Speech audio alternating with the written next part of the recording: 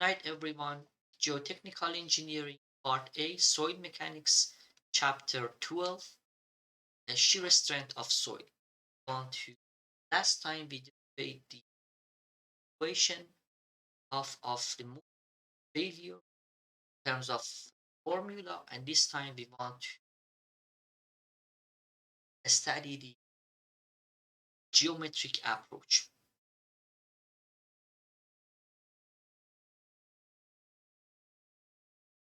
So if we have our sigma prime minor, sigma prime major, how f is equal to c prime plus sigma prime times tangent of. This is exactly like how f is equal to c plus sigma times tangent of phi. The only difference is that you can jot down the equation both based off total stress, and also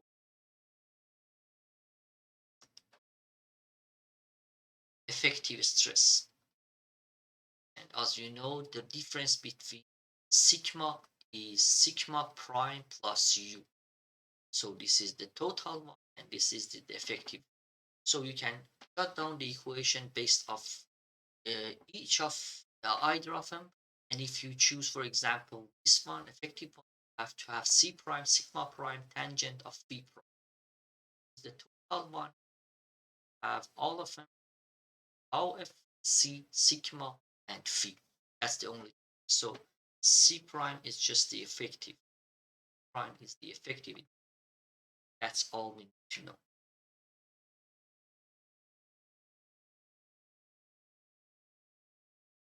So at the moment of failure, just talk about plane of failure and a point like A, which is handling a normal stress and shear stress. So last time we made the formula in mind for soil mechanics. I will this video, and this time we want calculation for based off geometric approach. So in geometric approach, we have minor principal, we have major principal, we have effective internal stress, and let's see how we can create a equation. So just define sine of this is a 90-degree. To define sine of phi prime here, you can see that's the ratio of A to D hypotenuse, which is FD, FA, my bad. This is hypotenuse. So AD hypotenuse, which is FA. And AD itself is equal to AD is equal to AE, and that's equal also to this is the radius of circle, semicircle. Head to the FA, FA is simply F is distance, then plus OA. And OA is very simple because that's the average of stresses, so that's sigma major principal effect, major effective principal plus minor over 2 and plus FO, and FO head to phi prime, this time based off this small triangle over here. So sine of phi prime is simply c prime over sine of phi prime is equal to c prime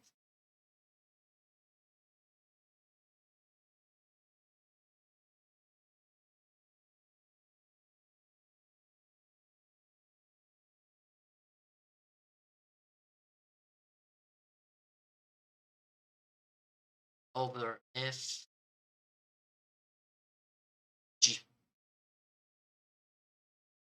So if you arrange Fg C prime over sine of prime by manipulation of this equation, can reach to this one, and also F is equal to Fg cosine of prime. If you get Fo is hypotenuse, if you want to project it in x direction, Fg is just Fo is just Fg hypotenuse times cosine of angle. So can easily get Fo is equal to this one, Fg cosine of phi prime, and the value of Fo is C prime over sine of phi prime times cosine of phi. So Fo is simply C prime times cotangent of phi prime. That's the relation for Fo. And if we just replace all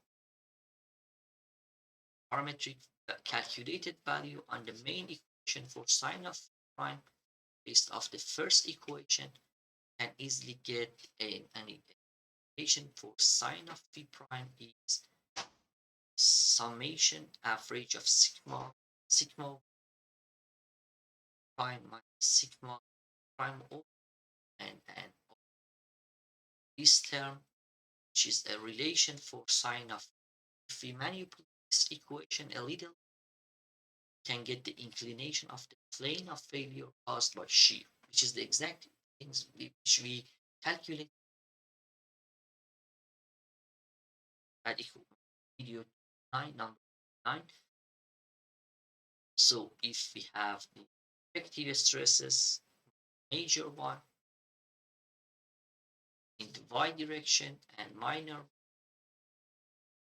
and if this is plane of failure and having a theta f theta failure, and this is a failure, this is in plane, this is in circle, which is doubled, show that like twice of theta failure circle, and it translated to a 2D, that's just a one of them circle double.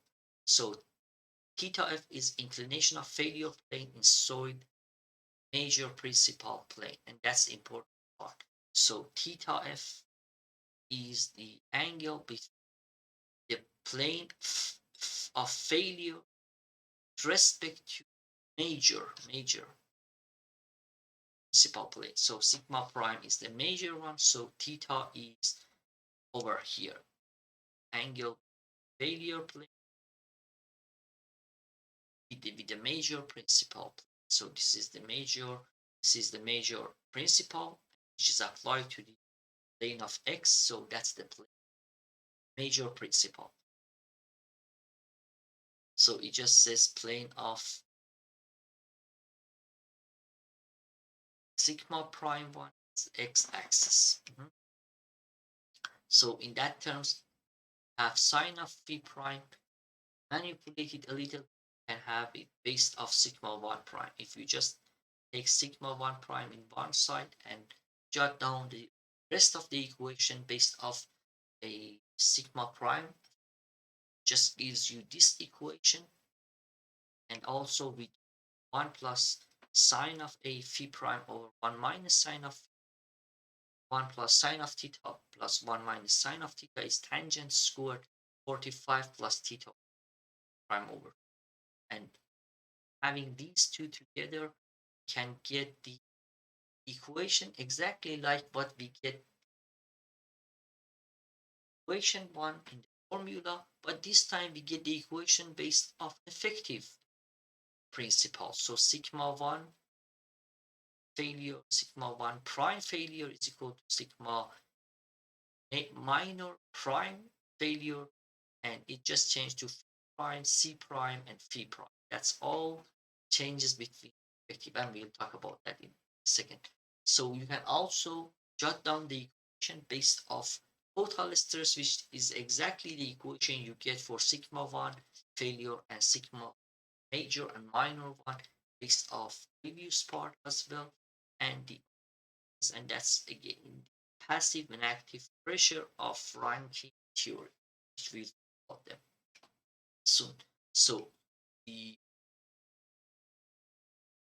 The point is you can jot down the equation both based off effective stress and total stress. Both of them gives you the same kind of equation, but the only difference also between the sigma and sigma prime is sigma total one is sigma prime plus u. So sigma prime is sigma minus u. That's the only fault here. We talk about this water pressure in next video. Thank you, and we'll solve kind of examples, say, consolidate the concept of shear strength.